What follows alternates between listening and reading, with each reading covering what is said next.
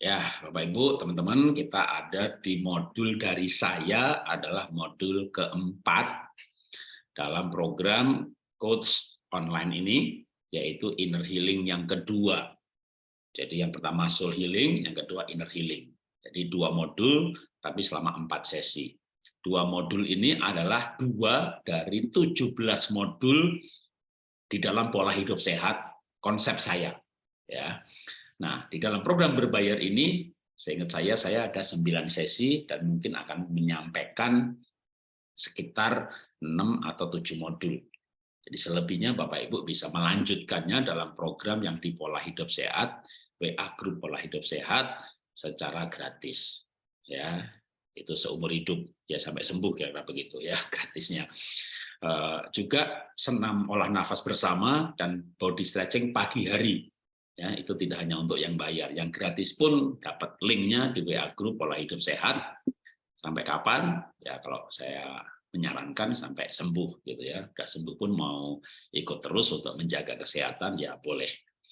Dan di Pola Hidup Sehat ada banyak pelajaran ya dari para bidangnya, para pakarnya. Kalau bicara kanker ya dari penyintas kanker, bicara gizi ya ahli gizi, ya tulang saraf ya tulang saraf, bicara probiotik saya panggil PhD atau doktor dosen mikrobiologi dari Amerika ya. Nanti kita juga akan ada belajar mengenai kesembuhan fungsional ya, fungsional itu tanpa obat dari Singapura, Ibu Debbie. Ya. Waktu saya berjumpa dengan Ibu Debbie itu sebenarnya Pak Pianto yang membina grup kanker itu belajar dari beliau, ya, jadi cukup senior. Nah itulah kalau bisa kayak diabetes mungkin satu lagi ada Dokter Mira Lengkong yang sudah 6 tahun juga gulanya di bawah 100 terus. Ya. Jadi penuh dengan banyak sekali dokter-dokter pada bidangnya masing-masing yang kita hadirkan membantu saya untuk mengajarkan kesembuhan tanpa obat. Kalau kemo, kalau kanker ya kesembuhan tanpa kemo, tanpa radiasi.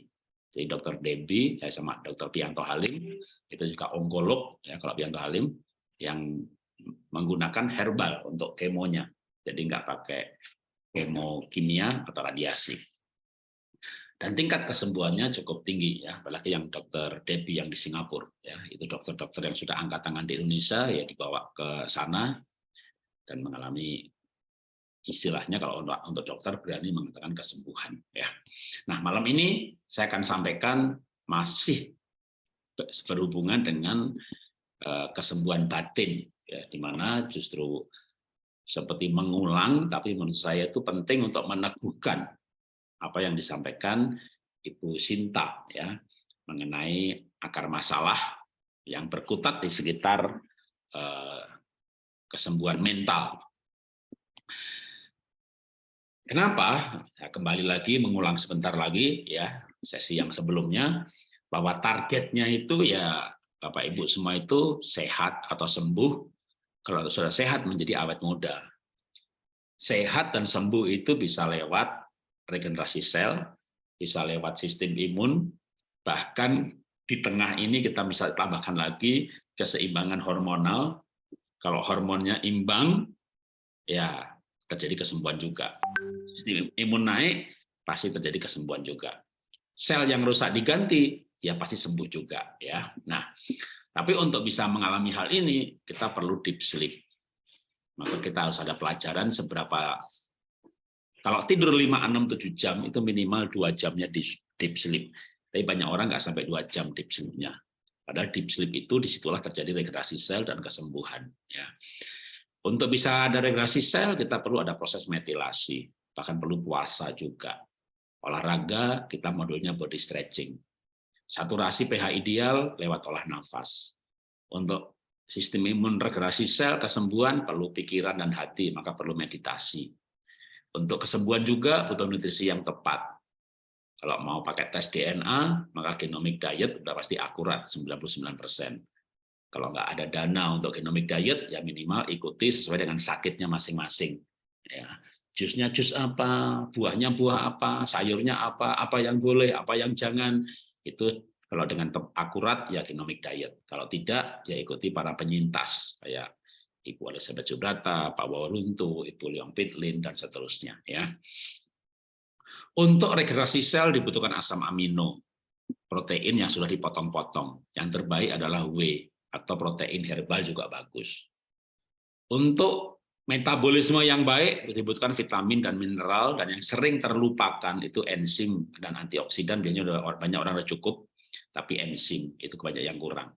Nah, enzim itu diproduksi oleh probiotik dalam tubuh kita. Itulah kenapa kita harus konsumsi juga probiotik. Nah, ini sebenarnya gambaran keseluruhan mengenai modul dari saya, gitu ya. Nah, tapi yang paling banyak sebenarnya modul di olah hati, olah pikir. Karena kalau menggunakan teorinya Dietrich Klinghardt, itu yang pengaruhnya paling besar terhadap kesembuhan. Ya. Nah, sekilas saja mengenai hormon dalam manusia ini banyak banget. Ya, kelenjarnya banyak, apalagi hormonnya. Dan hormon itu menimbulkan penyakit kalau tidak seimbang, tapi kita bisa seimbangkan kalau kita yang namanya hidup bahagia. Ya, kita damai sejahtera itu hormon serotonin. Penuh cinta kasih, diakui apa adanya, itu dopamin. Gembira, itu endorfin. Cinta, seks, terangsang, itu oksitosin. Belum lagi ada melatonin. Ya, ada serotonin, dopamin, endorfin, adrenalin juga kalau untuk yang antusias. Sedangkan hormon jeleknya adalah sitokin, ketakutan, epinefrin, kecewa, kepahitan, marah, kortisol. Maka hormon apa yang dominan dalam tubuh kita itu mempengaruhi semua kelenjar-kelenjar ini, ya. Dan kalau kelenjar ini kacau, hormonnya kacau, maka penyakitnya muncul semuanya. Metilasi nggak jalan, liung kista kanker muncul semuanya. Maka kita perlu bagaimana menghasilkan hormon-hormon kebahagiaan. Nah, hormon-hormon kebahagiaan itu ya gampangnya diproduksi kalau kita mengalami bahagia. Ya, tadi setiap hormon, setiap rasa itu akan berhubungan dengan hormon tertentu. Ya, nah, mengulang sedikit lagi juga mengenai level kesembuhan. Diet sampai pusing pun itu namanya tubuh fisik. Paling bawah pengaruhnya, walaupun kita nggak bisa mengabaikan juga. Tapi seandainya kita itu dietnya benar, makannya benar, maka yang paling bawah sudah kita lakukan. Kita meditasi, itu energi tubuh. Nomor 2 dari bawah kita lakukan. Nah, begitu bicara inner healing, kesembuhan luka-luka batin, atau kalau Ibu Sinta itu menggali akar masalah, itu tubuh mental. Ya, ini pengaruh kesembuhannya lebih kuat lagi. Itulah kenapa kita di sesi yang berbayar ini malah saya mau pelan-pelan di sini. Karena nanti yang soal Wim Hof, ya, diet gratis aja Anda dapat kok. Ya. Nah, ikut pola hidup sehat, ikut pagi hari atau ikut WA group atau nanti yang nggak keburu saya sampaikan secara Zoom live ini di WA group yang coach ini pun nanti saya akan post malah setelah semua modul selesai aja, ya. Jadi semua modul selesai yang 1 bulan, maka nanti saya post ini Wim Hof 1, ini Wim Hof 2, ini body scan, ini olah nafas segitiga, dan seterusnya. Ya, itu teman-teman bisa menyimak kapan saja. Tapi ini mumpung maraton 21 hari ini, ya, saya malah sengaja memborbardir istilahnya, ya, yang satu jalan, yang satu kelompok dengan ayah guru dan Ibu Sinta. Ya, saya yang itu diulang lagi, karena bukan tahu, ya, ngalami, ya, ngalami. Kalau yang kemarin ikut rutin, kalau yang nggak ikut pun dengan rekamannya, dengan modul inner healing ini saja saya bisa sembuh dari saraf kejepit dan lepas kacamata. Ya, kalau yang saya sembuh dari alergi itu yang soul healing untuk diri saya sendiri tanpa olah nafas. Saya waktu itu belum kenal olah nafas. Apapun alirannya, Wim Hof kayak Senci kayak MBSR, belum kenal sama sekali. Cukup sembuh dari luka-luka batin aja, kacamata lepas, saraf kejepit lumbal, 2 lumbal cukup dalam, sehingga sudah ditangani di rumah sakit veteran dengan inframerah dan ditarik plus renang, 3 bulan juga nggak sembuh-sembuh. Dan balik lagi ke rumah sakit Pertamina, dan dokternya bilang, udah dioperasi, nggak ada cara lain. Mau kejepit kayak begini, mau ditarik rumah sakit veteran, ya Bapak buang-buang waktu, buang-buang duit, nanti malah lumpuh tubuhnya separuh ke bawah gitu ya. Tapi saya ngeyel cari kesembuhan alternatif. Waktu itu lewat apa? Lewat inner healing ini. Oke, saya lanjutkan lagi ya. Saya sudah ceritakan soal saraf kejepit di sesi yang sebelumnya. Nah, sekarang kita lanjutkan lagi mengenai kesembuhan tubuh bagian mental, yaitu pikiran, perasaan, kehendak. Pikiran besok malam, ya itu akan areal pikiran atau mindset. Sekarang kita masih di areal perasaan. Nah, saya akan banyak menyampaikan ayat-ayat dari Nabi Sulaiman, kalau yang orang Muslim berkata, kalau saya berkata Raja Salomo, kenapa sih kalau kita ngumpul-ngumpul di masalah hati ini gitu ya? Nah, emang tubuh mental ini pengaruhnya pada kesembuhan jauh lebih kuat daripada yang lain. Ya, nuga itu masih tubuh energi, bahkan senci aja tubuh energi. Tapi kalau kesembuhan batin udah tubuh mental, levelnya lebih tinggi, pengaruhnya pada kesembuhan. Ya, bahkan tanpa yang di bawahnya, saya sembuh dulu kan nggak pakai diet kan gitu ya. Waktu sembuh dari kacamata dan saraf kejepit. Karena itu saya alami tahun 98. Sedangkan saya mulai makan sehat itu baru 2009. Tahun 98 saya makan masih ngawur dan terus ngawur sampai 2009 saya diabetes. Baru saya pola hidup sehat dengan makan sehat. Sebelumnya sudah nggak pakai olah nafas, nggak pakai makan sehat, makan biasa saja. Ya, segitu kuatnya tuh kesembuhan dalam bidang mental atau tubuh mental ya. Nah, kalau sekarang teman-teman harusnya lebih cepat lagi sembuhnya. Di mana wong makannya diatur, energinya diatur, mentalnya juga. Bahkan kemarin kita udah soul healing, masa nggak sembuh sih gitu ya. Kalau saya sih yakin banget Bapak Ibu sembuh ya. Bukan cuma sehat gitu ya, lebih tegas lagi sembuh gitu ya. Karena hati yang gembira itu obat yang manjur, bahkan pakai manjur lagi. Ya kalau nggak sembuh berarti nggak manjur dong gitu ya. Tapi semangat yang patah mengeringkan tulang. Karena kalau semangatnya patah, hormonnya kacau, imunnya kacau, bahkan sumsum tulang belakang itu ya bisa busuk. Kekhawatiran orang membungkukkan badan, tapi perkataan yang gembira ya itu menggembirakan. Tapi orang khawatir aja bisa bungkuk. Kembali kepada manusia, roh, jiwa, dan tubuh. Nah, rohnya udah beres harusnya dengan bertemu dengan Tuhan, mengalami Tuhan. Tapi jiwa ini loh, ya. Kalau roh itu malah lebih cepat sebenarnya sembuhnya. Kan ketemu Tuhan cuma sekali seumur hidup. Kayak Anda ketemu saya, Anda kenal saya kan nggak besok lagi ketemu Pak Jarod lagi, Pak kenalan Pak, saya ini enggak ya namanya kenalan cuma sekali. Ya. Tapi pikiran dan perasaan ini loh, ya udah ikut camping, camp, ikut coach, ya dimaki-maki, ya hatinya sakit lagi. Jadi jiwa ini masih bisa terus dipengaruhi, butuh kesembuhan terus-menerus sampai betul-betul ya dimaki-maki yang nggak marah, dijahati yang nggak sakit hati, ya dihina yang nggak kesinggung, ya itu kan proses. Makanya olah nafas itu kalau saya mengutip tentu perkataannya Jangga Bacin karena saya baca dari sana gitu ya. Olah nafas itu adalah perjalanan spiritual menjadi orang yang dewasa sehingga pikiran, perasaan, kehendak ini tidak dikuasai oleh ego manusia kita, tapi dikuasai oleh pribadi kita yang sudah dewasa. Nah, sekarang apa hubungannya perasaan dengan sakit? Ya, mau ngambil ilmunya dokter bisa, psikiatri bisa, saya ambil teman-teman ini dari keyakinan. Gitu. Dalam arti Alkitab pun berkata apa? Pinggangnya sakit. Kenapa?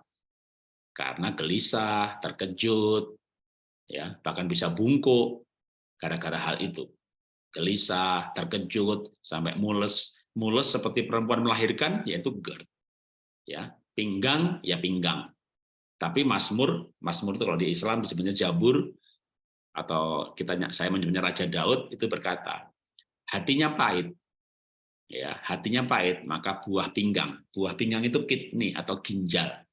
Orang bisa sakit ginjal karena kepahitan. Tapi kalau orang gelisah, terkejut, ya ketakutan, hatinya gentar, maka bisa pinggangnya. Kalau hatinya yang kepahitan, maka buah pinggang. Buah pinggang itu ginjal. Kalau sengsara, sedih, dan tidak pernah terhibur, jadi cerai, suami selingkuh, mertua intervensi, kebanyakan itu orang dekat. Kalau pecinta sering menggunakan adalah pihak otoritas. Ya, selain pihak otoritas yang orang dekat. Kalau pebisnis ditipu pengusaha yang lain, ya sudah lah, nggak usah ketemu lagi, nggak usah dagang lagi sama dia. Itu nggak akan menimbulkan sakit. Tapi kalau orang tua, suami, istri yang melukai hati, melukai lagi, seperti modul sebelumnya, kita bahas mengenai sumber-sumber luka hati. Nah, maka itu bisa-bisa hatinya nggak sembuh-sembuh. Hatinya sakit nggak sembuh-sembuh. Kan hati yang sakit nggak sembuh-sembuh itu, ya itu dikatakan bahwa batin selalu bergelora, sengsara, sedih, tak terhibur. Dampaknya apa? Ini Ayub ya, Nabi Ayub juga ada dalam kitab Islam, karena Ayub itu hidup pada zaman Abraham, jadi bangsa Israel belum ada, agama Kristen belum ada, agama Yahudi juga belum ada, Nabi Muhammad atau agama Islam abad 700, ya ini Ayub ini kira-kira kalau Nabi Musa itu kan 1500 tahun sebelum Masehi, Ayub itu hidup kira-kira 2000 tahun sebelum Masehi. Ya. Nah, Ayub itu berkata, dia itu kulitnya hitam dan mengelupas. Ini kan sakit kulit, kayak alergi. Kenapa? Karena kesedihan dan batin yang tidak bergelora. Bergelora yang tidak pernah diam. Batin bergelora yang tidak pernah diam itu ya kayak cemburu terus-menerus, atau gara-gara divonis kanker, lalu jadi takut mati. Ya gelisah terus. Sudah kanker, akhirnya tambah dengan lagi kulitnya gatal.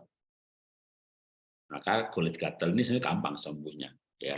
Kenapa sih kalau batin bergelora kok kulitnya gatal? Hubungannya gimana? Penjelasan ilmiahnya gimana? Sekali lagi, hidup kita ini di planet bumi yang sudah tercemar. Udaranya juga udah nggak bersih, makanan nggak bersih, sayur nggak bersih. Kalau kita ini terlalu khawatir gitu ya, ini ada ininya, ini ada ininya, ini ada ininya. Makan ikan ada formalinnya, makan sayur ada pestisidanya. Udah memang nggak bisa nggak makan apa-apa. Ya. Nah, kekhawatiran itu malah ya yang membuat namanya sistem sekresi. Ya, sama juga gelisah gitu ya. Waduh, stadium 2, sekarang 2B, sekarang 3. Begitu kambuh lagi 4. Udah, bayangannya udah mati. Temannya lagi, teman mati juga, teman sana mati, sini mati. Ya sekarang Covid gitu kan. Covid kan nggak bahaya-bahaya banget, tapi di angkatan pertama dulu yang meninggal banyak sekali. Presentasinya sangat tinggi. Kenapa? Karena kayak penyakit baru, belum ada obatnya, banyak yang meninggal, jadi begitu kena COVID, diisolasi, udah kayak vonis mati aja, mati beneran akhirnya. Tapi belakangan ini bukannya soal vaksin ya, tapi juga karena orang makin siap dan mati, sembuh lah gitu. Jadi ketika orang ketakutan, apa kalau kita waktu zaman COVID itu yang terkenal apa? Badai sitokin. Jadi sitokin itu sama dengan epinefrin, sama dengan kortisol, ini hormon negatif. Begitu takut, sitokinnya naik. Sitokin ini yang menekan sistem imun. Karena makan sistem imun, udah penyakit merajalela. Dan merajalelanya itu kenapa? Ya, ketika perasaan kacau, sekali lagi, hormon itu kacau. Nah, hormon ini diantaranya mengatur sekresi. Sekresi itu apa? Membuang racun. Jadi kita makan makanan ada pewarnanya, ada pengawetnya, makan sayur ada pestisidanya. Tubuh ini punya sistem sekresi, pembuangan racun. Ya, diatur lewat ginjal, lewat liver, maka nanti racun dibuang lewat keringat, BAB, kencing. Nah, ini sekresi yang utama.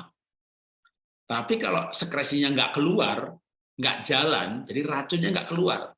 Kan racun dibuang lewat keringat. Jadi dibawa oleh sistem tubuh ke bawah permukaan kulit, lalu keluar bersama keringat. Lalu racun itu di bawah permukaan kulit, tapi nggak keluar, nggak pernah keringetan, nggak bisa keluar sekresi. Jadi racunnya nggak keluar, racun ngumpul di bawah kulit, ya pasti gatel lah, gatel, kering, mengelupas. Maka begitu sistem sekresinya lancar, itulah kenapa banyak orang begitu olah nafas apalagi dimfov. Waduh Pak, saya jadi keringetan Pak, bagus. Saya berkeringat Pak, bagus. Ya, atau olah nafas segitiga.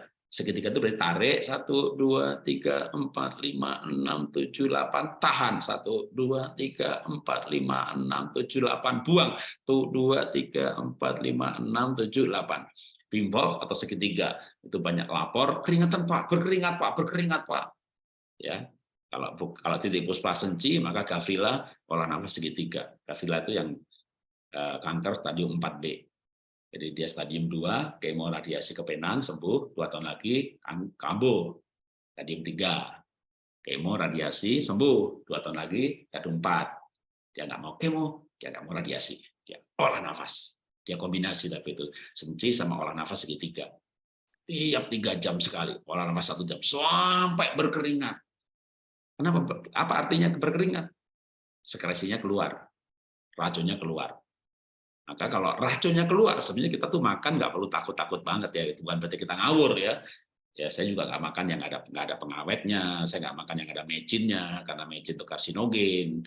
Ya kalau warna makanannya udah kuning yang hijaunya kayak, ini pasti bukan hijaunya dari daun pandan ini, hijaunya tekstil. Indonesia ini kan nggak ada pengawasan terhadap makanan atau jajanan pasar, itu hijaunya geduk itu dengan pandan atau hijau pewarna tekstil gitu ya, apalagi yang makanan keripik apa keripik-keripik, kripsi-kripsi, ciki-ciki buat anak-anak itu, aduh ngeri banget kalau saya lihat warnanya sampai oranye, sampai hijau, sampai kuning, aduh ya ya. Tapi kalau mungkin anak-anak kampung malah pada gembira ya, racunnya keluar semuanya.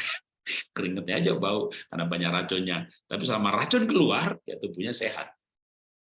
Nah, kita ini yang orang banyak stres, banyak takut, banyak gelisah. Makanya ketika orang itu nggak bisa mengendalikan perasaannya, maka sekresi berhenti. Begitu sekresi berhenti, penyakit muncul. Sekarang gimana menyembuhkan? Ya kita perbaiki sistem sekresi. Dan itulah olah nafas. Ya. Terutama MBSR, MBCT kalau untuk pengaturan hormonal, ya, di mana saat olah nafas itu ada mindset yang dimasukkan, konsep hidup atau nilai-nilai, ya. Nah kalau saya analisa senci itu ketenangan, tapi dalam ketenangan itu juga ya kan sebenarnya akan muncul konsep dan nilai-nilai atau keyakinan, karena memang sebenarnya hampir tidak mungkin olah nafas itu tanpa unsur keyakinan, termasuk keyakinan sembuh, termasuk keyakinan bahwa ada energi yang menyembuhkan. Itu kan udah keyakinan. Kalau saya kan yakinnya kan Tuhan yang menyembuhkan. Tuhan itu ada kuasanya. Jadi bukan oleh sebuah energi alam semesta, ya, tapi itu kan masalah keyakinan. Anda percaya ya silakan. Gitu. Kalau saya kan tidak percaya. Jadi saya percaya Tuhan itu ada kuasanya. Jadi Tuhan itu bukan energi dan energi bukan Tuhan, tapi Tuhan ada kuasanya. Kuasa itu miliknya Tuhan. Jadi kalau saya mendasarkan kesembuhan itu karena kita punya hubungan dengan Tuhan dan Tuhan itu berkuasa untuk menyembuhkan. Nah, dari keyakinan itulah ya muncul yang namanya ketenangan. Dalam ketenangan itulah hormonnya imbang. Jadi sebenarnya apapun keyakinannya akan mempengaruhi hormon ini. Ya, kalau John Kabat-Zinn juga nggak banyak pakai Tuhan begitu. Ya, dia lebih banyak yang namanya psikiatri murni psikologis. Gitu ya, murni psikologis, tapi sebenarnya secara esensi ya dampaknya pada hormonal sama ya. Kalau John Kabat-Zinn sampai bukan hanya John Kabat-Zinn ya, kayak Wim Hof mengajarkan olah nafas, kalau orang tertarik dengan Wim Hof, para dokter, researcher meneliti. Nah ini John Kabat-Zinn juga, cuma John Kabat-Zinn ini dia sendiri seorang dokter, kepala klinik di Fakultas Kedokteran Massachusetts Institute Teknologi. Tapi banyak dokter yang lain, yang orang-orang yang ikut programnya John Kabat-Zinn itu dibawa ke rumah sakit untuk diteliti. Ya, itu menariknya aja. Saya tertarik dengan dua ini karena sisi ilmiahnya kuat sekali. Mengenai analisa terhadap orang-orang yang melakukan olah nafasnya atau meditasinya dan dibedah secara ilmiah mengenai otak, hormon, hemoglobin dan sebagainya ya. Nanti di modul Wim Hof dan kesembuhan ya untuk kelas ini saya akan sampaikan ya. Jadi kita akan sampai juga di situ ya.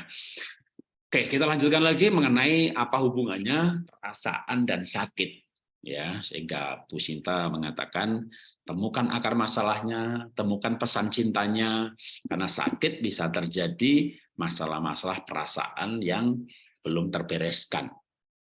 Misalnya, orang bisa mengalami sakit mules seperti perempuan melahirkan. Ini di Alkitab disebut banyak berkali-kali mengenai sakit mules seperti orang melahirkan, ya, dengan kata lain GERD, ya. Disebabkan karena apa orang GERD tuh, ya? Karena mengalami kesesakan, dengar kabar yang negatif terus atau kabar peperangan. Ada lagi orang yang sampai terbungkuk-bungkuk. Kenapa? Karena duka cita. Duka cita itu kalau terus-menerus bahkan bisa sampai tubuh bungkuk. Bisa sembuh nggak? Ya pasti bisa. Begitu duka citanya selesai, lalu bersuka cita, bergembira, gembira obat yang manjur, ya bungkuknya atau frozen shoulder, kalau sekarang ini banyak orang mengalami, ya pasti, kalau saya tuh berani bilang pasti ya. Kebetulan saya sendiri sempat mengalami frozen shoulder. Jadi sebelum saya bangkrut 2019, saya punya usaha cukup besar, pegawai saya 300-an, kantor saya di BSD halamannya 2 hektar, gedung saya 8 lantai, satu lantainya 1.560 meter. Jadi satu lantainya disewa per tahun 2 miliar oleh DPRD untuk berkantor di sana. Ini siap untuk go public sebenarnya dengan perusahaan yang cukup besar seperti itu. Tapi karena ada platform, ada digital, ada COVID, singkat cerita bangkrut. Nah, sebelum saya bangkrut, tiap tahun saya biasanya bangun 2-3 sekolah di pedalaman. Dan tiap bulan saya membantu operasional 23 sekolahan. Ya, tiap bulan biaya operasional lewat yayasan pribadi. Jadi dulu yayasan ini nggak pernah cari dana, karena dananya ya dari penghasilan kita pribadi. Kalau di Kristen itu kan ada perpuluhan. Nah, kalau saya bukan perpuluhan lagi, bisa 2/10, bisa 3/10 dari penghasilan. Jadi kayak zakat gitu, tapi sampai 30%. Dan itu nggak masalah, ya. Kenapa? Income-nya banyak. Tiba-tiba bangkrut.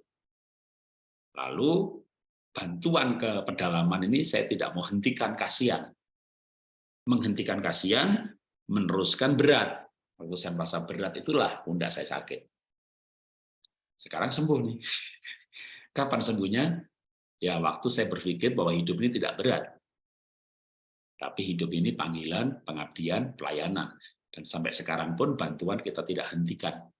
Ya untungnya aja sekarang banyak teman-teman yang ikut saya bantu, tergerak hatinya, dengar cerita saya, dan kita teruskan bangun sekolah di pedalaman. Sejak saya bangun pun tiap tahun 3 sekolah. Bahkan yang kita bantu sekarang operasionalnya bukan 23, tapi dibalik 32 sekolah, malah ditambah. Sejak tahun ini kita membantu 32 sekolah setiap bulan untuk operasionalnya. Nah, cukup menarik bahwa saya juga mengalami kesembuhan, nggak sampai bungkuk sih, tapi pegel banget namanya pundak ke arah tangan, bahkan kaki tangan kiri ini selalu kesemutan, geringgingan gitu ya. Itu padahal udah olah nafas tuh, olah nafas, sempat sembuh dari diabetes, badannya enak, terus tiba-tiba sempat mengalami pundak yang pegel gitu ya, dan sembuh lagi ya sejak olah nafasnya kan udah jalan terus nih ya. Cuma ditambah dengan beberapa gerakan body stretching yang memang untuk pundak, tapi ketika hatinya dipulihkan, nyumbangnya tetap, bayarnya tetap, cuma perasaan waktu bayarnya itu nggak pakai berat, ya bukan merasa berat tuh. Kalau dulu katakanlah income-nya katakanlah 100 juta, nyumbangnya 30 juta, enteng dong, ya enteng, apalagi bukan 100 juta, 500 juta. Nyumbangnya 30, kecil dong, ya kan? Gimana tiba-tiba bangkrut, lalu income-nya katakanlah 50 juta, lalu nyumbangnya 30, kan 60%. Aduh, itu yang bikin saya sempat berpikir berat gitu ya. Tapi sekarang saya udah nggak hitung-hitungan lagi berapa persen. Pokoknya ya masuk keluar, masuk keluar, masuk keluar, masuk keluar gitu. Udah hidupnya enteng, pikirannya enteng, keluarnya enteng, masuknya enteng. Udah ngalir gitu aja, badannya sehat. Betapa nyatanya, sangat nyata pengaruh pikiran perasaan pada kesehatan. Orang bisa bungkuk karena duka cita, tapi begitu gembira ya sembuh. Ya, sesederhana itu dan akan sangat nyata kesembuhan-kesembuhan dipicu atau didorong diiringi dengan kesembuhan-kesembuhan batin. Sehingga nanti soal nafas, soal diet itu ya untuk trigger tambahan aja. Ya, tapi esensinya justru lebih kuat pada kesembuhan batin. Nah, sekarang gimana cara sembuhnya? Ini juga mengulang sesi satu sebelumnya sama ya, yang cara sembuhnya sama ya. Nanti kita langsung praktek aja.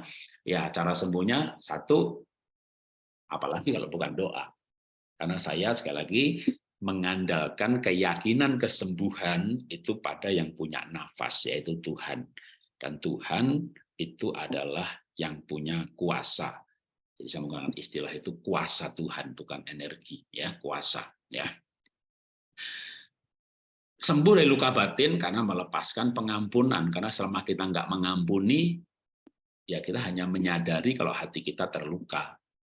Tapi kita sembuhnya kalau kita mengampuni. Susah, Pak. Ya memang, mana bisa mengampuni mudah. Kalau kita dilukai, kita dibikin bangkrut, kita dibikin sengsara, kita ditipu. Ya, maka kalau kita nggak bisa mengampuni, itulah kenapa kembali kepada, kalau saya, modul 1 saya, yaitu soul healing, kesembuhan roh. Di mana roh kita sudah sembuh karena kita berjumpa dengan Tuhan.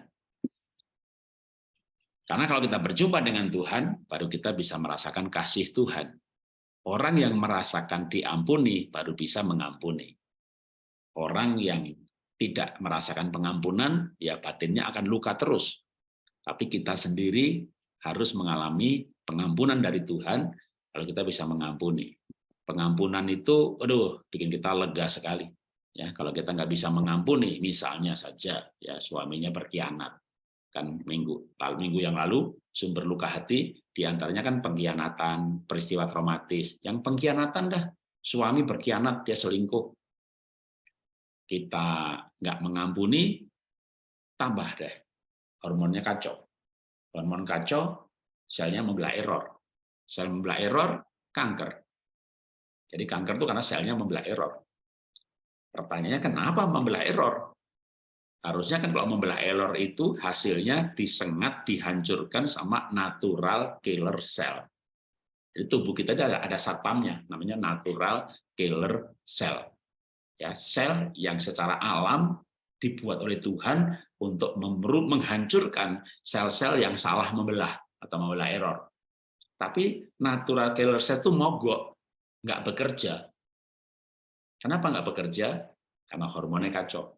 Kenapa hormonnya kacau? Karena perasaannya kacau. Jadi psikiatri atau John Kabat-Zinn menghubungkan antara hormon dan perasaan. Maka dia merancang olah nafas ketenangan batin. Merancang olah nafas yang judulnya ucapan syukur, let go, kasih, sukacita, begitu. Itu John Kabat-Zinn. Ya, sebenarnya sama ya, dengan kosong sama sekali kayak senci, dalam arti tenang sampai nanti mengalir yang namanya kasih, ketenangan batin yang dari dalam. Ya, kalau John Kabat-Zinn memang kayak ketenangan itu dibantu dengan konsep ketenangan, dengan imajinasi ketenangan, dengan membayangkan ketenangan. Kalau senci nggak usah dibayang-bayangin, ya tarik pelan-pelan, buang pelan-pelan, sampai nanti itu muncul sendiri. Ya, jadi sebenarnya ada kesamaannya, ada berbeda teknik. Ya, berbeda teknik karena John Kabat-Zinn seorang psikiatri, maka dia untuk ketenangan itu misalnya tarik nafas pelan-pelan, buang nafas pelan-pelan. Tarik 8 detik, buangnya 8 detik, fokus pada nafas, fokus pada hidung. Bayangkan sedang duduk di pinggir danau, di bawah pohon, bayangkan angin berhembus. Itu kalau kita betul tenang dan fokus, kita kayak merasakan angin berhembus. Itu John Kabat-Zinn. Nah, di pola hidup sehat sama saya kan saya revisi lagi dikit. Kalau saya tenang batin itu kalau bayangin pohon, duduk di bawah pohon, bagi saya itu sugesti. Kenyataannya kita nggak di bawah pohon. Makanya kalau saya kan dari saya memang terus terang jujur ada revisi ya. Ajarannya John Kabat-Zinn kan saya revisi sedikit. Kalau saya namanya tenang itu karena saya punya Tuhan. Seperti Daud berkata, Tuhan adalah gembalaku, takkan kekurangan aku. Ia membaringkan aku di padang yang berumput hijau. Daud juga membayangkan kalau dia di rumput yang hijau. Tapi Daud tuh melakukan hal itu dalam kondisi dia mau dibunuh mertuanya. Dia dikhianati sama mertuanya. Dia dikhianati sama istrinya. Dia dikhianati sama anaknya. Tapi bagaimana Daud bisa begitu tenangnya. Dan dalam 2 Tawarik pasal 29 itu diceritakan Daud mati lanjut umurnya, putih rambutnya, penuh kemuliaan. Daud tidak mati sakit. Daud mati meninggal karena tugasnya sudah selesai, umurnya sangat lanjut, dan rambutnya putih karena panjang umur. Tapi hidupnya, aduh, dikhianati sana-sini. Bahkan mertuanya aja mau bunuh dia. Dari mana Daud dapat ketenangan batin? Sebenarnya Daud tuh ada, kalau di Alkitab Kristen tuh ada, ya. Daud meditasi itu ada ayatnya. Kalau dalam bahasa Inggris, di dalam kitab Mazmur, kalau dalam bahasa Indonesia, Daud memuji menyembah Tuhan, memuji menyembah Tuhan, bla bla bla bla, lalu ada kata Sela. Ya, kalau Anda ketik pakai punya Alkitab yang digital, ketik kata Sela, itu banyak banget. Nah, Sela itu kalau bahasa Inggris meditate atau jeda atau pause. Dan mati setelah berdoa, dia berdiam diri. Banyak orang, Tuhan tolong, Tuhan tolong, Tuhan sembuhkan saya, Tuhan tolong, beri hikmat Tuhan, amin. Lalu masak, Tuhan tolong, Tuhan tolong, Tuhan tolong, beri saya jalan keluar, hikmat, akal budi, terima kasih, amin. Lalu pergi kerja. Kalau saya Tuhan, tak tempeleng tuh orang. Ngoceh terus, kapan saya bicara? Plak, sakit. Plak. Ditampar sama Tuhan, gedebak, udah nggak bisa ngapa-ngapain. Diam lo ya. Nah, baru diam dengar suara Tuhan. Jadi sebenarnya perlu diam, ya. Oke, saya lanjutkan lagi sedikit, lalu kita praktek sebentar, setelah itu kita tanya jawab. Ya. Maka cara kesembuhan dari luka-luka batin adalah merasakan kasih Tuhan, lalu ikhlas. Ya. Oke. Bagaimana cara sembuh? Maka bisa juga dengan memberikan kata-kata sugesti kepada diri sendiri. Ya, apa dasarnya? Raja Salomo atau Nabi Sulaiman berkata bahwa perkataan yang menyenangkan itu adalah obat bagi tulang-tulang, ya, seperti sarang madu, manis bagi hati, dan obat. Ya, perkataan yang menyenangkan itu obat. Kenapa kita nggak memperkatakan diri sendiri? Ya, kalau dalam istilahnya ada deklarasi iman atau pengakuan iman. Saya sedang menuju kesembuhan. Proses kesembuhan sedang terjadi. Jadi kalau termasuk dalam mau berdoa pun doanya jangan Tuhan sembuhkan saya Tuhan, Tuhan.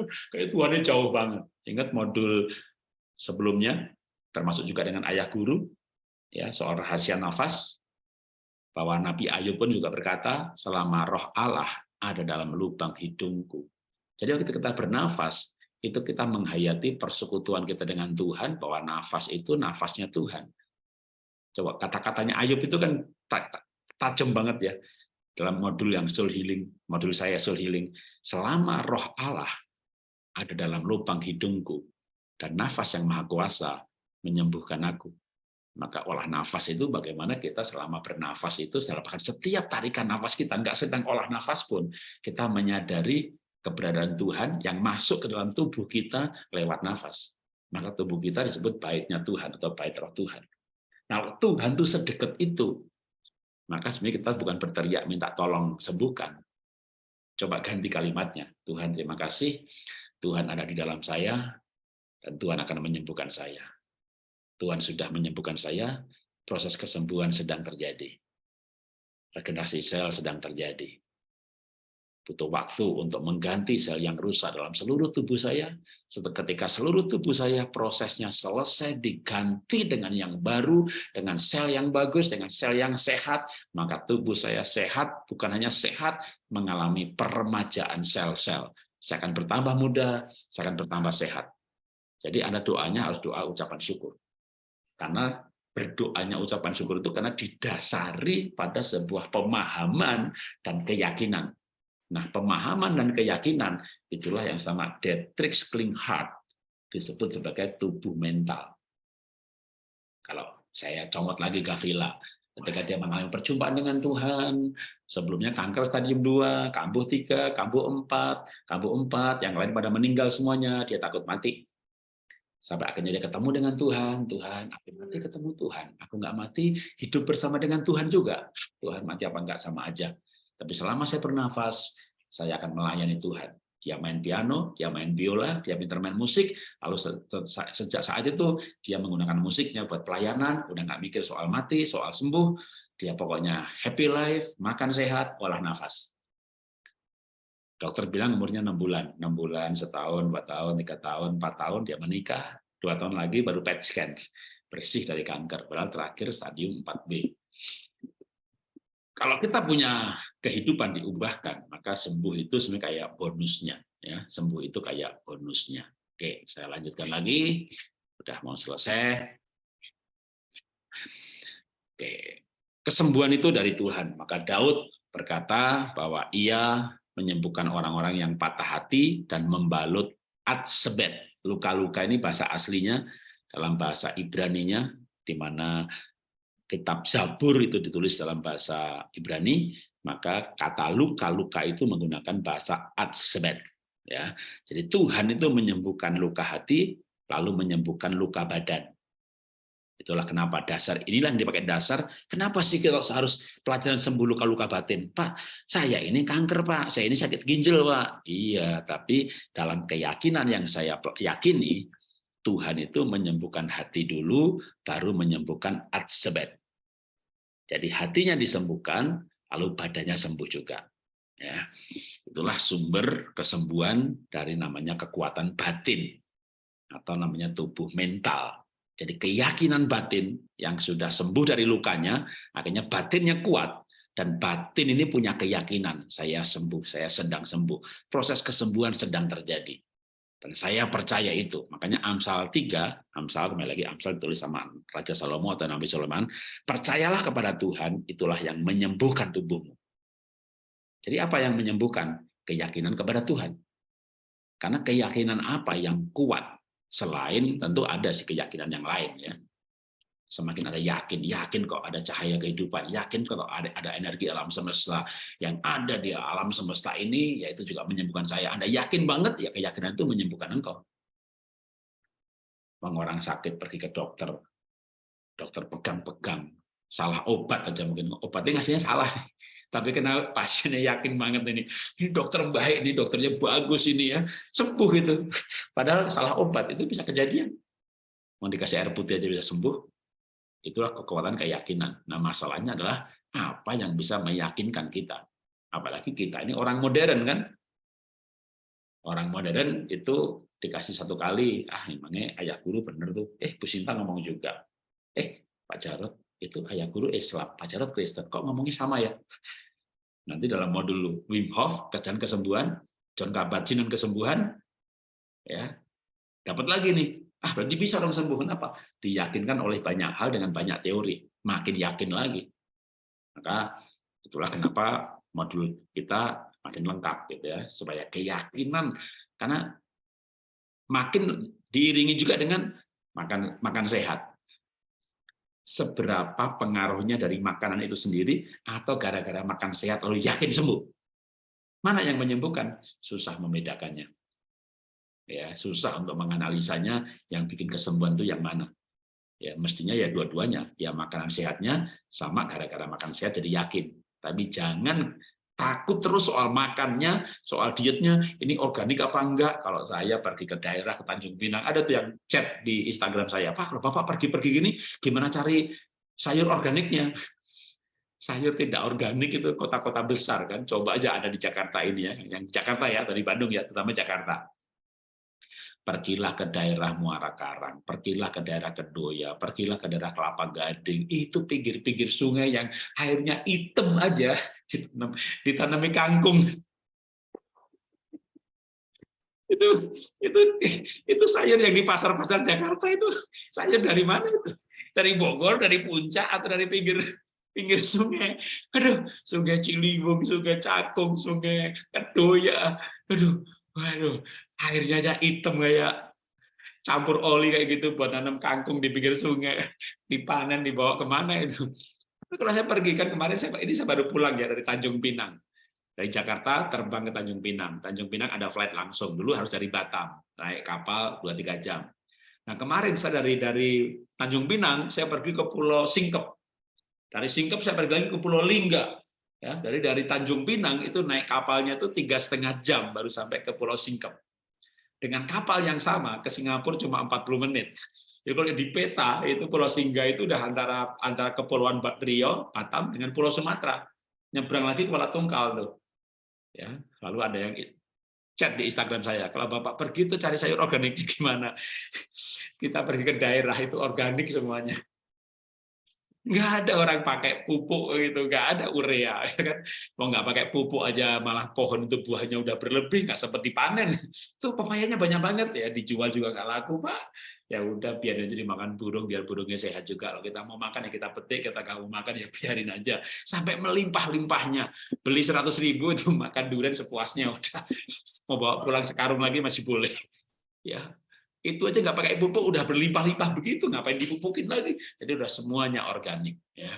Jadi kalau pergi, bahkan kalau saya pun sebenarnya di Jakarta pun pembantu beli sayur, saya udah nggak pesen-pesen lagi mana organik mana enggak. Udah tak makan semuanya kalau saya. Saya tidak sampai seteliti itu sampai beli-beli barang organik enggak. Saya yakin banget sayur manapun yang saya makan, bahkan mungkin dari selokan dekat Pak Sungai Bintaro, masuk tubuh saya, racunnya pasti keluar. Pasti. Kalau saya ketawa terus. Nanti gembira obat yang manjur. Di mana racun keluar? Udah yakin aja ya pasti keluar. Gitu ya kan. Saya nggak banyak pusing soal pokoknya saya makan sayur ya, tapi saya tidak sampai kayak orang kanker yang organiknya ini cari yang organik gitu ya. Telur gitu dah. Telur saya beli Indomaret tak beli aja udah. Dapat telur ayam kampung ya saya beli, nggak ada ya semuanya tak makan ya. Tapi kalau teman-teman ya yang kena kanker mau ikutin begitu ya, ya lebih bagus tentunya, lebih bagus. Tapi kalau nggak ketemu yang kayak begitu, nggak usah stres. Ya, percaya pada sistem sekresi tubuh. Kalau memang kita sudah bereskan hati kita, sumbatan emosinya beres, maka sumbatan sekresinya juga beres. Ya, itulah dasar-dasar kesembuhan dari kekuatan batin. Bukan berarti kita makan ngawur sekali lagi enggak ya. Kita makan sehat sebisa mungkin. Tapi kalau nggak ketemu ya harus jangan nggak makan.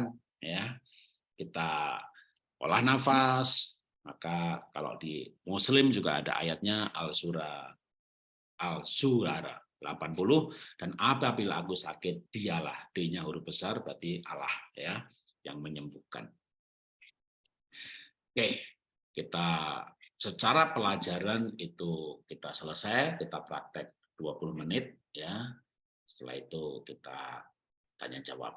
Prakteknya menggunakan teknik bernafasnya sama kayak senci boleh, kayak water breathing boleh ya.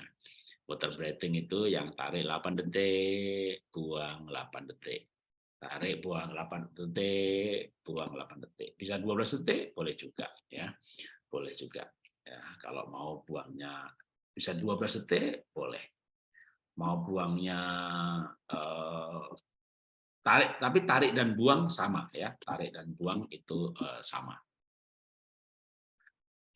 Ya, tarik dan buang sama. Kayak tadi saya sempat ingat ada yang mau saya tunjukkan ya. Tadi saya bilang Raja Daud itu banyak, kalau istilah saya hari ini ya meditasi gitu ya. Tapi kalau dulu namanya berdiam diri. Saya tunjukkan ya. Ini kan saya pakai Alkitab online ya, walaupun yang bukan beragama Kristen tapi Mazmur kan Zabur ya.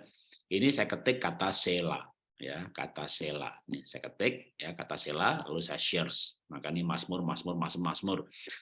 Misalnya dia berkata begini, untuk selama-lamanya aku hendak menegakkan anak cucumu dan membangun tahtamu turun-temurun, Sela. Atau dari Tuhan datang pertolongan, berkatmu atas umatmu, Sela. Jadi banyak sekali ayat Mazmur, ya ini Mazmur, terus sampai di bawah, Sela. Nah sekarang saya ambil satu ayat, ya, di mana Daud berkata, dari Tuhan datang pertolonganmu, berkatmu atas umatmu, lalu Sela. Sela itu apa sih? Sekarang saya munculkan kalimat yang sama ya, Mazmur 3:10, dari Tuhan datang pertolongan, berkatmu atas umatmu, Sela. Nah, kata Sela ini bagaimana kalau dalam bahasa Inggris? Jadi saya ceklik bahasa Inggris ya. Maka tetap masih digunakan kata Sela. Nah, kata Sela itu kalau dalam penjelasannya maka itu jeda ya. Nah, kalau sekarang saya kata Sela, nah ini kalau belajar di sekolah menunjukkan cara bagaimana saya belajar gitu ya. Kata Sela ini saya cari bahasa aslinya. Nah, ini Sela, maka di sini akan muncul keterangan dalam bahasa Ibrani-nya. Kalau diceklik lagi akan muncul referensinya. Terus sampai nanti akan ketemu artinya, ya. Saya mundur ke belakang lagi, kata Sela kalau dalam bahasa Inggris. Oke. Plus bahasa Inggris, bahasa suku, bahasa Inggris. Oke, bahasa kuno juga ada. Sela. Lalu penjelasan kata selanya, saya ambil yang dari sini aja, ya. Secara menunjukkan pause atau interupsi atau suspend, ya. Kata Sela, saya cari lagi.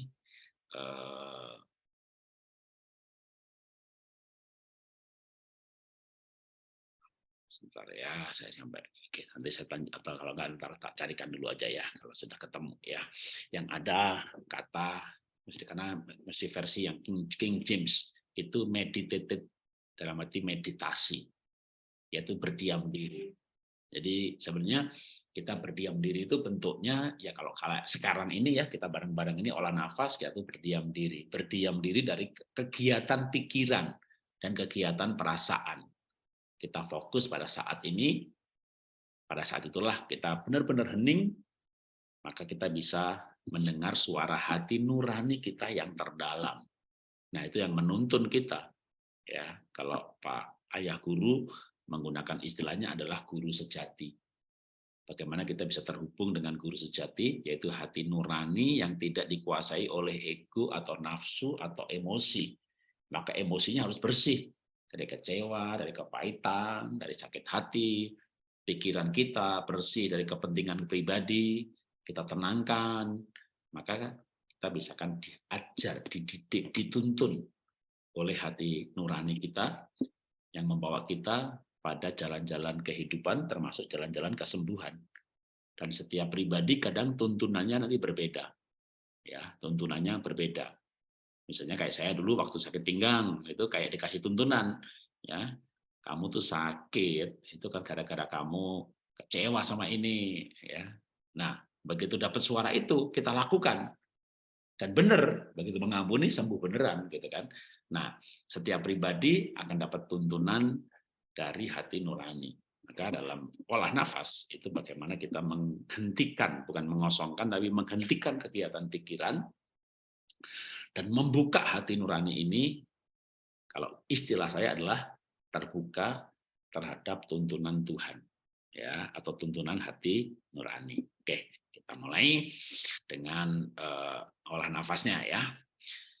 Secara teknik kita tutup mata, tangan dibuka, ya, taruh di atas dekat lutut atau paha, kita tarik nafas pelan-pelan, kita buang pelan-pelan. Kita lakukan 10 menit untuk praktek di mana olah nafas ini kita sebut dengan MBSR atau MBCT karena ada instruksi untuk hati atau perenungan. Itu aja bedanya ya.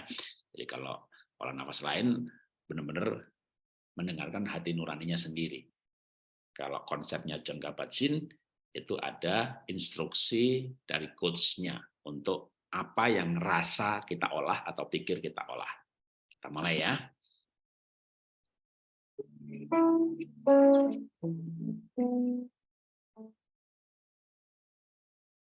Tarik nafas pelan-pelan. 1, 2, 3, 4, 5, 6, 7, 8. Bisa 8 detik. Buang nafas juga pelan-pelan. 7, 6, 5, 4, 3, 2, 1. Teman-teman mulai tarik nafas, buang nafas pelan-pelan, nikmati nafas. Rasakan nafas masuk ke hidung dengan lembut. Kalau bisa merasakan sensasi nafas sampai ke paru-paru.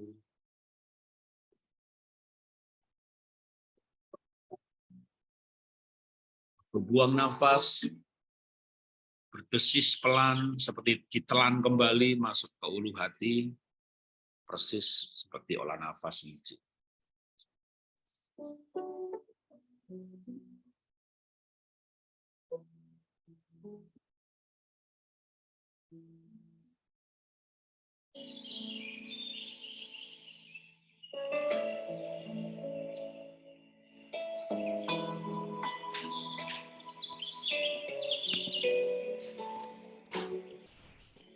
Tuhan, kami bawa hati kami kepada Tuhan. Kami tahu bahwa hati ini sumber kehidupan. Kondisi hati kami akan mempengaruhi kelenjar-kelenjar hormon, keseimbangan hormon, dan hormonal kami akan mempengaruhi sistem imun, kinerja dari antibodi membunuh penyakit, ataupun kinerja dari natural killer cell dalam menghancurkan sel-sel yang error, sel-sel yang membelah, ataupun sel kanker. Kami bersyukur kalau Tuhan menciptakan dalam tubuh kami sebuah mesin penghancur sel-sel kanker yang namanya natural killer cell. Betapa ajaib Tuhan ciptaanmu, manusia. Dari abad ke abad, kami tidak punah. Dinosaurus yang badannya begitu besar, punah. Banyak binatang-binatang, mamut, gajah besar, punah. Tapi kami manusia yang secara fisik tidak sekuat makhluk hidup yang lain. Tapi kami punya batin yang lebih kuat. Kami punya pikiran yang lebih kuat. Kami punya otak kecerdasan yang lebih kuat.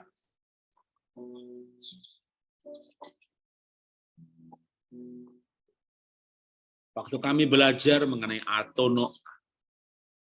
anatomi tubuh manusia, sampai pada keberadaan natural killer cell. Kami terkagum-kagum ya Tuhan atas rencanamu, rancanganmu, dan desain Tuhan atas orang pribadi manusia. Ada sistem hormonal, ada sistem imun, ada sistem antibodi, ada sistem natural killer cell, begitu lengkap dan sempurna untuk membuat kami sehat dan awet muda.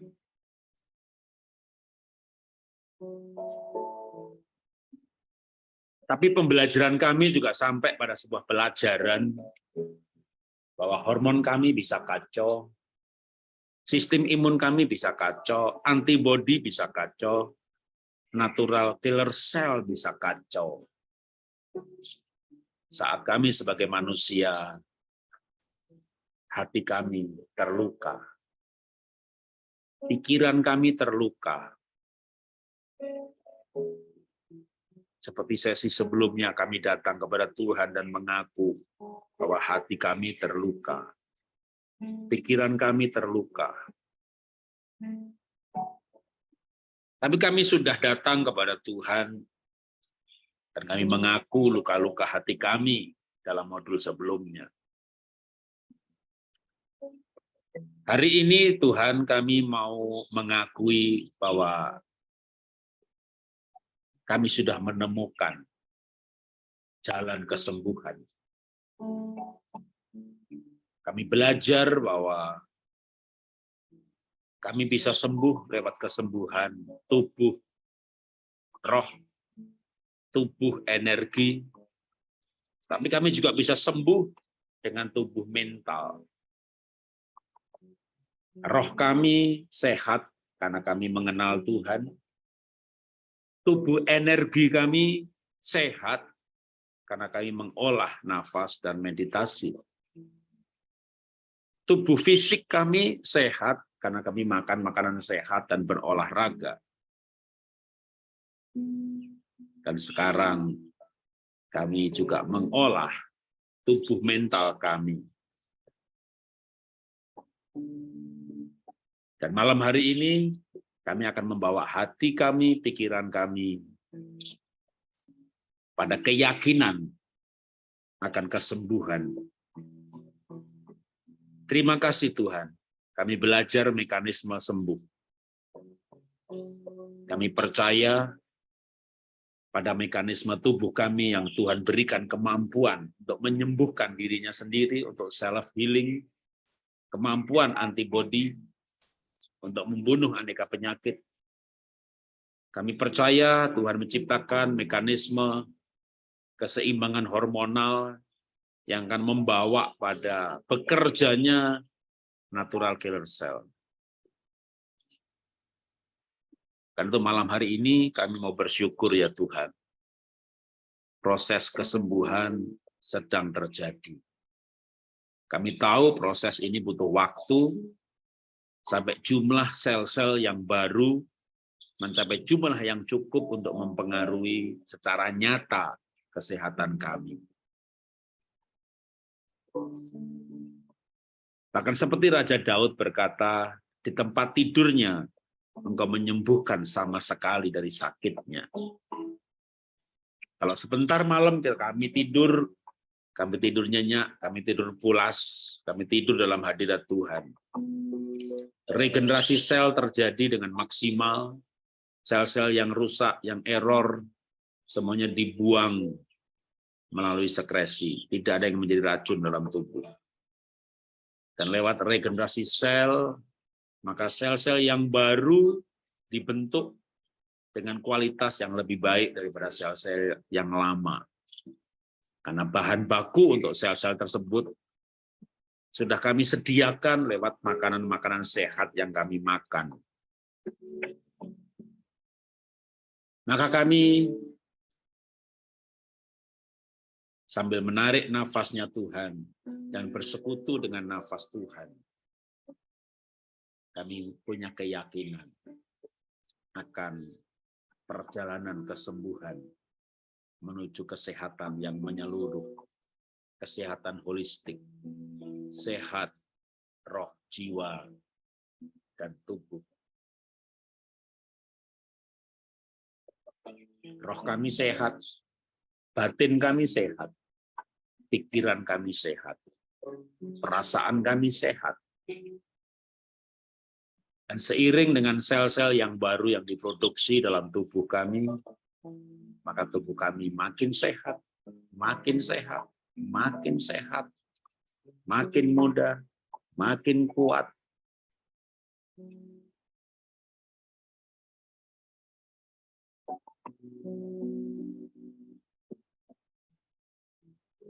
Kita sudah meninggalkan modul inner healing untuk kesembuhan luka-luka batin dan mengaku luka-luka batin.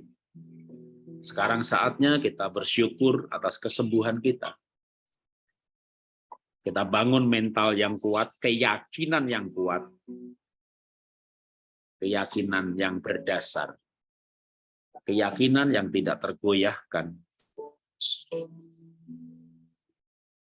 keyakinan berdasarkan sebuah pelajaran, sebuah pemahaman, sebuah konsep yang benar, maka kita yakin. Bukan keyakinan yang mengada-ada, atau bukan pengharapan palsu.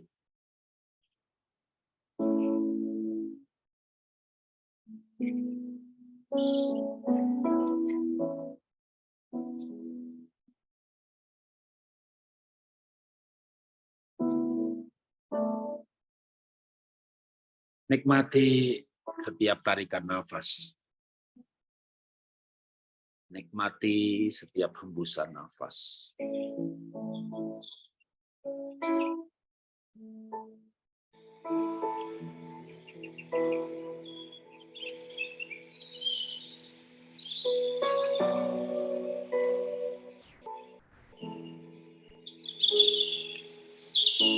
Hari demi hari, teman-teman boleh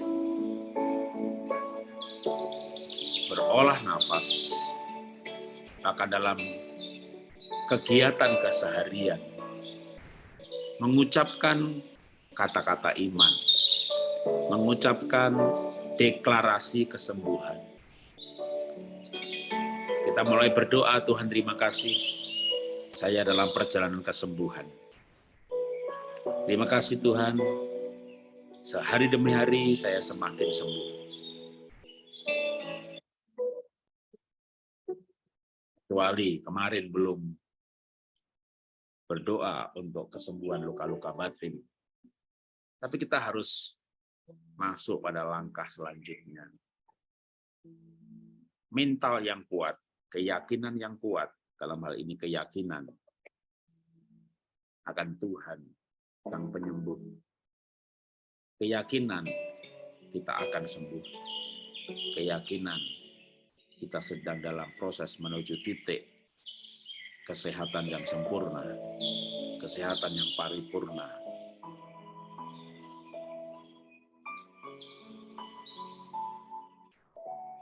Teman-teman melanjutkan dalam praktek olah nafas saat ini dengan doa secara pribadi atau kata-kata pribadi. Dengarkan hati nurani. Percaya pada hati nurani.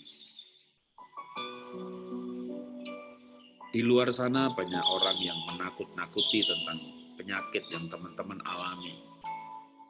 Tidak bisa sembuh, mematikan, harus ini, harus itu. Tapi coba sekarang berkomunikasi dengan diri sendiri, dengan hati nurani yang terdalam.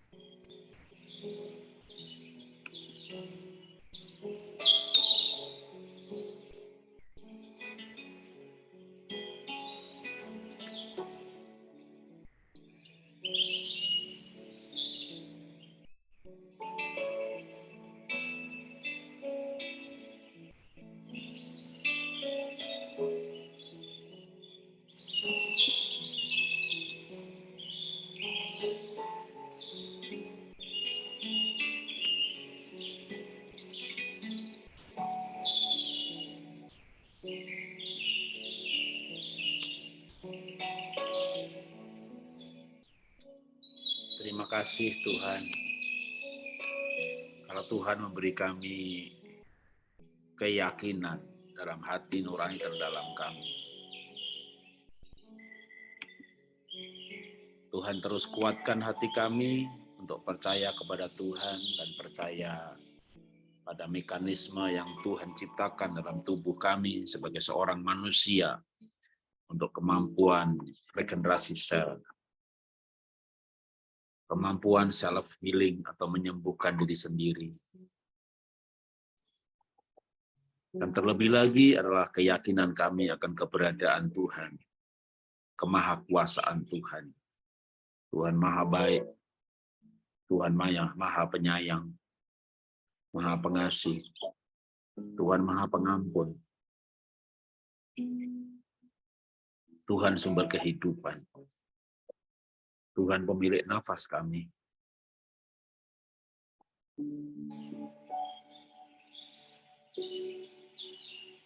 Tugas kami di bumi belum selesai. Kami akan menjalani hidup kami dengan sehat. Sampai saatnya tugas kami selesai dan kami akan pulang. Kami pulang karena tugas sudah selesai. Bukan karena sakit penyakit. Melalui pelajaran olah nafas, kami sesungguhnya belajar hidup. Kami belajar kehidupan. Kami memaknai kehidupan. Kami belajar tujuan hidup. Kami belajar arti hidup. Kami memiliki nilai-nilai hidup. Kami seperti dilahirkan kembali ke dalam dunia ini,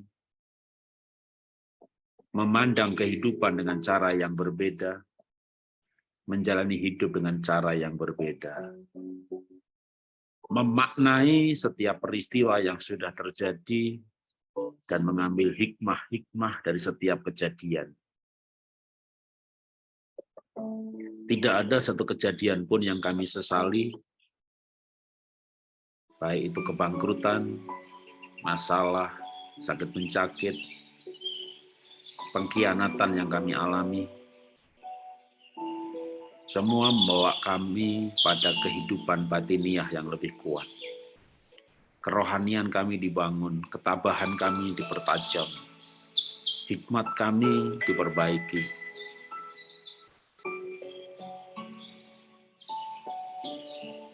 Kejadian-kejadian yang dulu kami sesali, yang kami tangisi, hari ini kami bisa memandang itu sebagai sebuah proses Tuhan atas karakter kami, atas hati kami. Saat nanti kami kembali kepada Tuhan, kami tidak bisa bawa harta, gelar, emas. Yang kami bawa hanyalah nyawa kami, pribadi kami.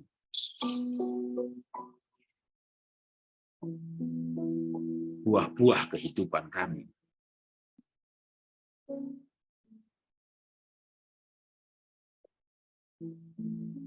Yang kami pelajari, kami punya batin yang berbeda lewat sakit yang kami alami. Manusia batiniah kami semakin kuat. Walaupun lewat sakit, manusia jasmaniah kami merosot. Tapi kami percaya Tuhan, lewat manusia batiniah kami yang kuat, batin kami yang kuat, jiwa kami yang kuat.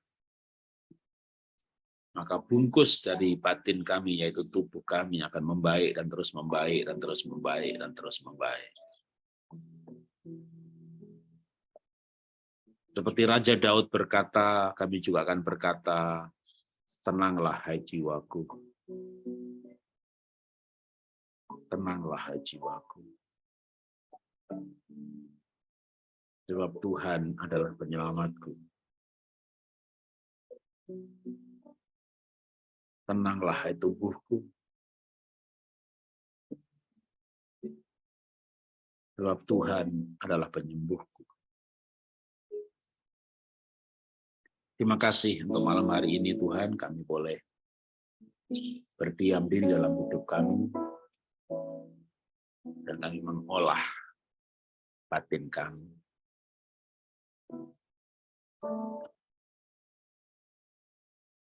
Kami mengolah batin kami, sebuah batin jiwa yang kuat, batin yang sembuh.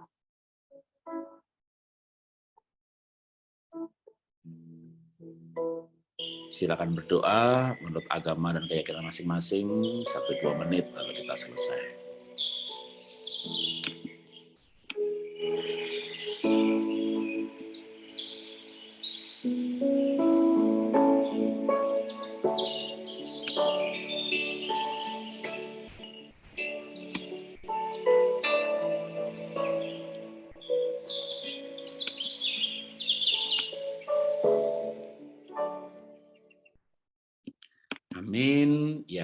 selesai untuk pelajaran dan praktek malam hari ini ya. Teman-teman bisa melanjutkan terus olah nafasnya ya untuk senci 2-3 jam sehari.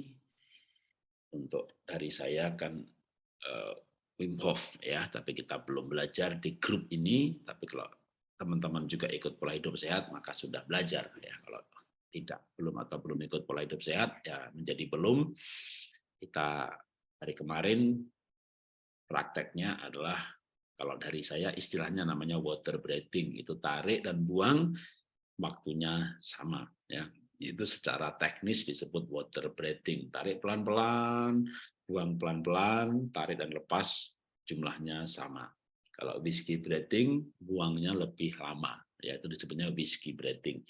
Yang secara teknis bisa diukur, itu membuat denyut jantung makin pelan, makin pelan, makin pelan. Kalau whiskey breathing. Kalau coffee breathing, nariknya lebih banyak, kuat-kuat. Denyut jantungnya berdebar lebih kencang. Jadi sebenarnya kita bisa mengatur denyut jantung dari cara kita bernafas. Tapi kalau mengatur hormonal, mengatur sistem imun, itu dari pola pikir dan pola olah rasa, atau dari kekuatan batin, ya, atau disebut juga manusia batiniah. Maka disebut ya tubuh mental kalau Dietrich Klinghardt.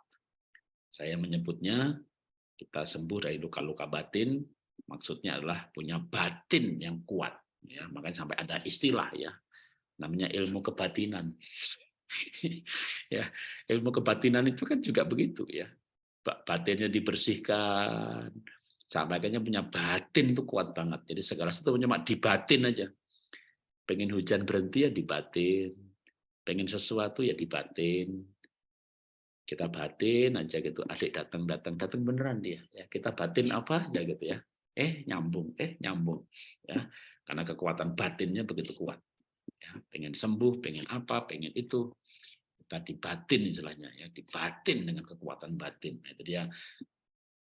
Kalau nanti kita sudah mengalami kesembuhan batin, ya batin kita tuh kuat banget ya. Oke, itu malam hari ini saya akan lanjutkan membaca pertanyaan. Kalau teman-teman mau bertanya lagi, silakan ditulis, atau nanti kalau sudah yang ditulis habis, angkat tangan juga boleh ya. Jadi kita langsung, tapi saya akan lanjutkan dari yang tadi pertanyaan yang ada tertulis, yang tadi belum saya jawab.